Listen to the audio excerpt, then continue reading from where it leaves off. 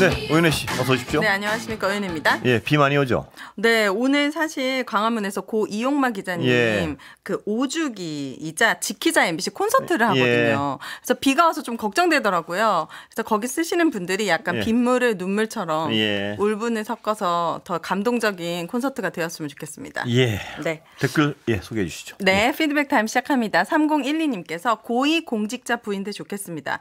맘 놓고 명품백 받을 수 있어서 부럽습니다. 오늘 검찰 결론 때문에 하신 말씀 같은데요. 예. 맞습니다. 4106님께서는 참 대단한 정부네요. 공정을 말하지만 공정은 없고 국민 눈높이를 이야기하지만 눈높이를 전혀 고려하지를 않네요. 날씨만큼이나 덥고 갑갑한 뉴스인 것 같습니다. 예, 네. 빨리 가을 왔으면 좋겠습니다. 네. 예. 차라리 뭐 공정, 원칙과 예. 상식 이런 말을 잘 하지를 말지. 그죠? 그렇습니다. 예. 7689님.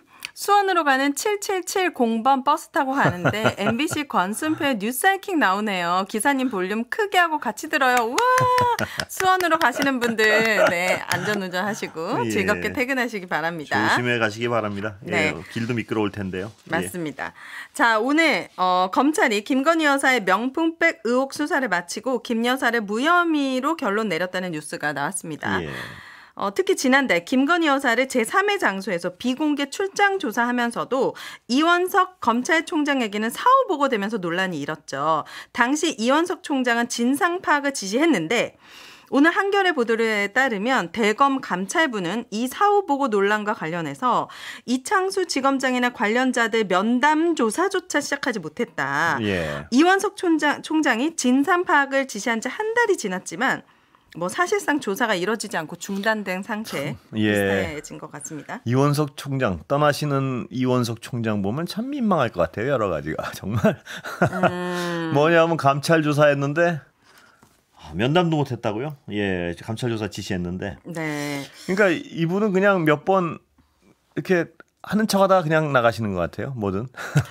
그렇죠. 근데 이분도 사실 처음부터 의지가 있었다라고 한다면 국민들이 더 지지했을 텐데 사실 미적미적 거리다가 나가실 때 돼서 이제 하는 척 하려다가 바로 이렇게 되신 거잖아요. 그러니까 얼마나 민망하겠습니까?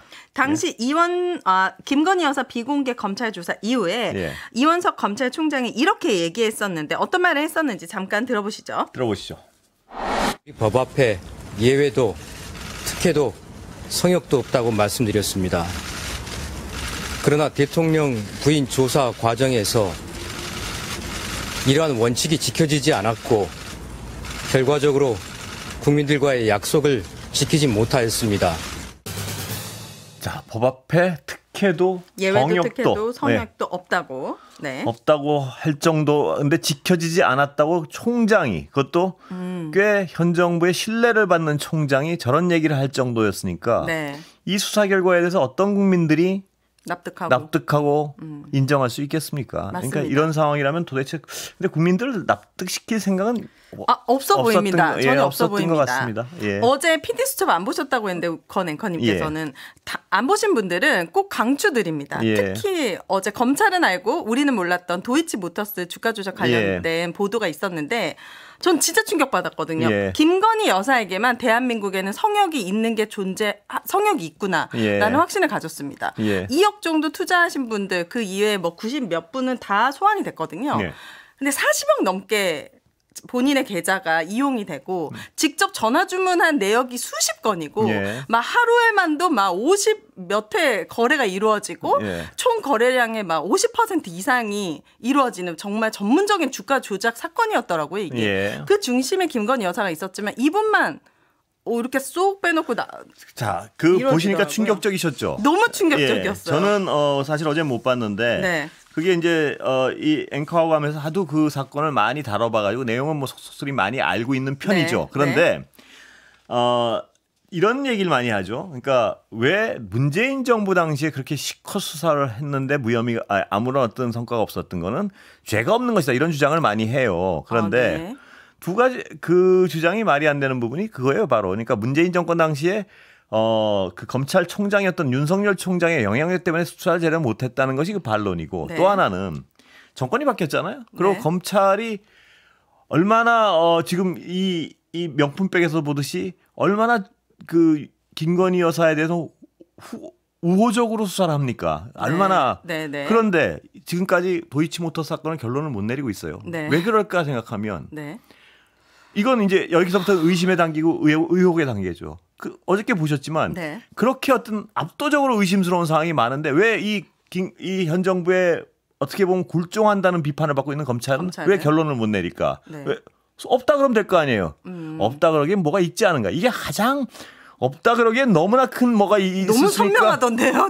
그러니까요. 증거들이요. 그래서 못하는 게 아닐까. 이게 의심들이죠. 다 당연히 할 수 있는. 그러니까 없다 그럴 수조차 없는 네. 윤석열 정부에 그렇게 충성한다는 비판을 받고 있는 검찰조차도 네. 도이치 사건에 관련해서는 없다고 사건을 종결시킬 수 없을 만큼 네. 무엇이 분명하게 있구나 이렇게 의심을 하게 하는 거죠. 왜냐하면 그런 지금의 지금 뇌물도 이렇게 영상이 다 있고 이런데도 무혐의 무혐의 처리가 많은, 있는데 네.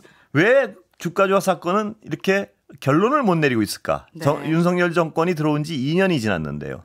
그거는 도저히 무혐의 처리할 수 없는 무엇인가가 있구나라고 사람들은 의심할 수밖에 없는 상황인 거죠. 네, 그거 보니까 되게 박탈감이 느껴지더라고요. 그렇습니까? 저렇게 자본주의 체제의 근간을 흔드는 범죄잖아요. 예. 저렇게 혐의죠, 아직까지. 예. 혐의라고 네. 어쨌든 그렇지만 혐의. 그분이 이제 영부인이 되셨고 또 다른 혐의에 대해서도 이렇게 많은 의혹들이 있으나 전혀 어떤 처벌의 단계 근처에도 못 가고 무혐의 결론까지 나는 이 상황에서 내가 너무 열심히 살고 있는 건가.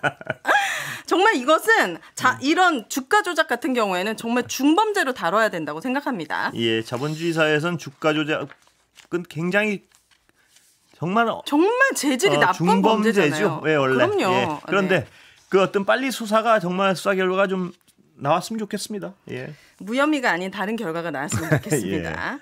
자, 그리고 김문수 고용노동부 장관 후보자의 과거 발언과 행적이 여러모로 논란이 되고 있습니다. 잘 아시죠, 이분?